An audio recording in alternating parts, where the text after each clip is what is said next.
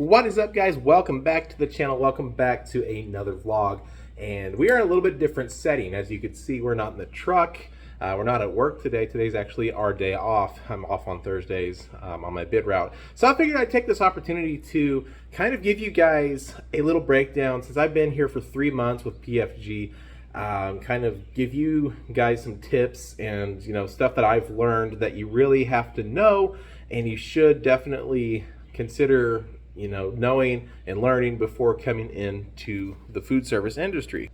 And these are just my experiences, just kind of stuff that I've dealt with, stuff that I could say that you need to do before you apply, or before you look, or before you just go ahead and go forward with getting into this type of work. So number one, and this is based off of a recent experience that actually happened to me on Monday. Number one, this goes for not only just food service drivers. This is all truck drivers, whether you're driving a FedEx truck, driving an LTL truck, an over-the-road truck, doing food service, whatever the case may be. Lock the doors of your cab. I cannot stress this enough. Lock the doors of your cab. And this is why. So I was at a delivery up in Omaha, Nebraska, and it was a Wingstop delivery, about 180 something cases.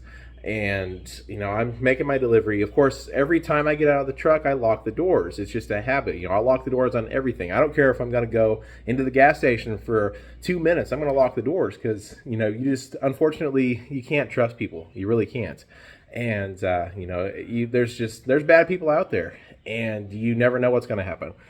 So I keep the doors of the truck locked. Making my delivery.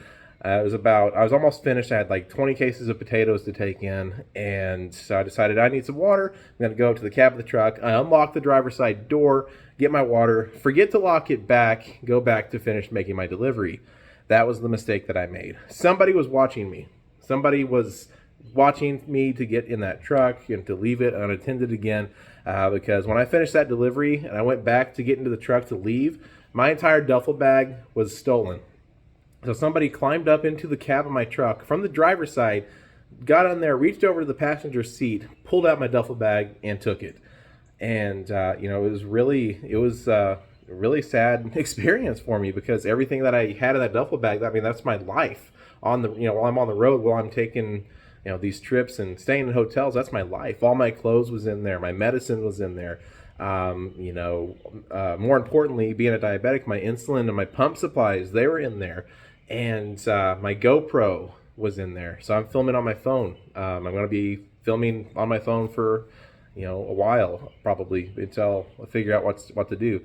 But yeah, all that stuff was in there. All that stuff was stolen, and it had to have happened when I was in the trailer moving product around. I don't know. I could have been in the trailer. I could have been in the restaurant. I don't know. But that's what happened on Monday. So I had to file a police report. And we're still working on things. So hopefully all turns out. But that made the rest of my day, and really the next day, just completely, just destroyed those 2 days, because I was lost. You don't have your stuff with you. You're 500 miles away from home. It was a 3-hour ordeal after that for me to try to call my doctor, which was closed, get some new insulin, get a prescription, go to Walmart, pick it up. It was it was an ordeal. And I'm happy and I'm blessed to say that PFG, they really they stepped up and made sure that I was taken care of. And I'm really grateful for that. We put up with some things that frustrate us on this job, and you guys that do it, what I'm talking about. But PFG, the one that I worked for, they made sure that I was taken care of. And I'm sure if I wasn't able to get insulin, if I wasn't able to get my medication and stuff that I needed to continue on, that I'm sure they would have had no problem flying me home and get me home quickly, something of that sort. I'm not sure what they would have done. But lock your doors. That's all I'm saying, is lock your doors. Number two, research the companies that you want to go with. There's a lot of food service companies out there. There's PFG, there's Cisco, US Foods, Gordon. Some other cities have local other food places. Like we have Springfield Grocers and Associated Grocers. Other places have probably other distribution places that do the same thing.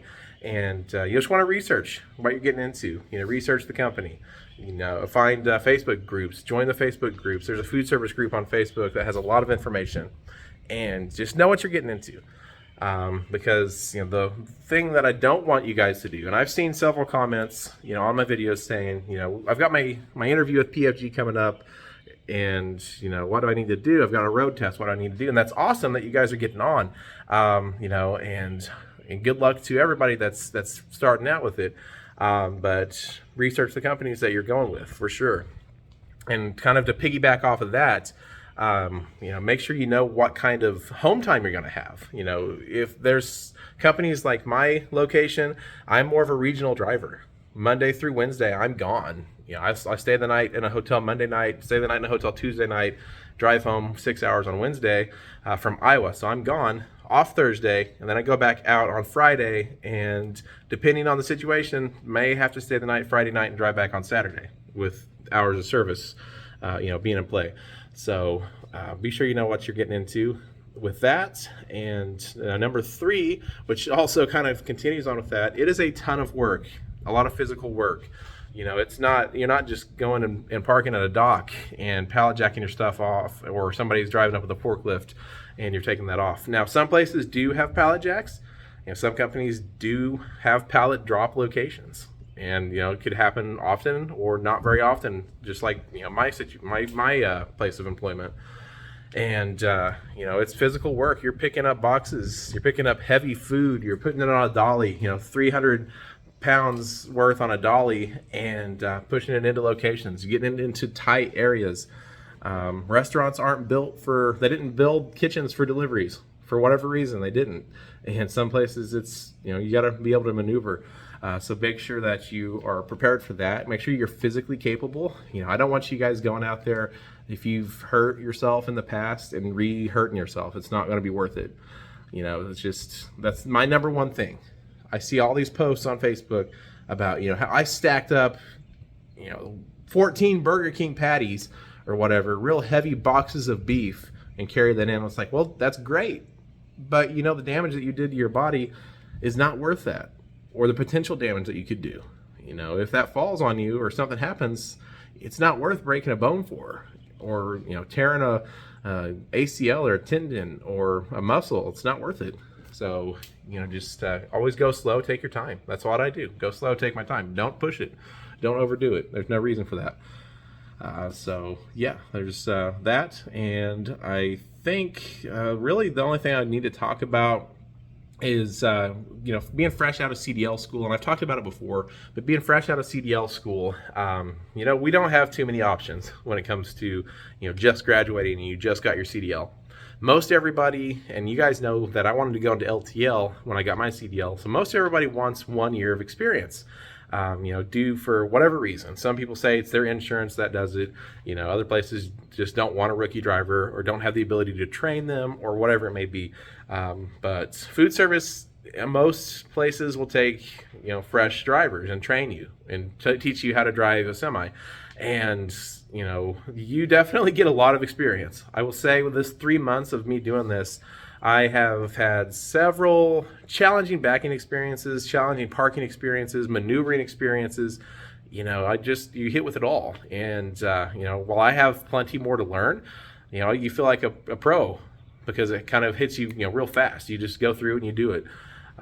So yeah, there's, plenty of opportunity for experience, and food service places tend to hire fresh student graduates a lot more than any of the other local companies. So if you're wanting to stay local, or stay a little bit more local, and you're not wanting to go out on the road and be out for weeks, months at a time, definitely look into the food service. And I'm going to wrap it up with this. If you like to make money and you want to make money, and you are kind of like me and you wanted to just be better financially, be more comfortable financially, food service is a great place to go. Pays pretty well. My location, they pay for everything. Pay for delays, pay for breakdowns, pay for mileage pay, case pay. There's all sorts of pay that goes into it, and every single location is going to be different, so you can't really base it off of me.